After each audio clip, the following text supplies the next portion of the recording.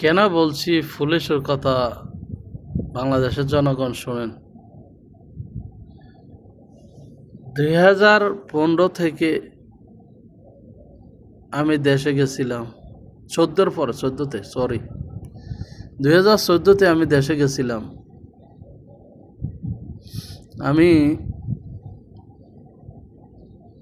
ঢাকার অব্দি না যাইয়া আমি ডেমরার ওই দিক দিয়ে গেছি।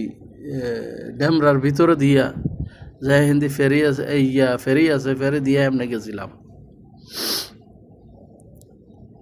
ওই মুরগাপাড়া দিয়া যাই উঠছি হিন্দিয়া কাসুদ্দিন না ওইটা। মাঝে মধ্যে একটা পুলিশ চেক করিয়া কয় তোর কাছে 4-5 হাজার রিয়াল আছে, তুই এইগুলা ড্যামেজ দিতে হইব, এইগুলোর দিতে হইব। তৎকালীন আওয়ামী লীগ আছিল। আচ্ছা যাও, খেটা গেছে। বর্তমানে পুলিশেরে আপনারা সংস্কার করুন। Police all in all corrupted, প্রশাসন অল ইন অল কারাপ্টেড। বিএমপির ভিতরে শতকরা 99 জন কারাপ্টেড বিএমপির ভিতরে। আওয়ামী লীগ তো গেছে দুনিয়া থেকে।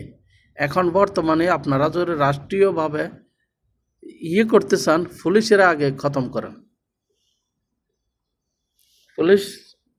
পুলিশ দেশ থেকে কারাপ্ট মুক্ত করতে পারবে একমাত্র পুলিশ। তো দেশ একবারে শিথিল, দুর্নীতিমুক্ত হবে। দেশ কোনোদিন খারাপ হবে না।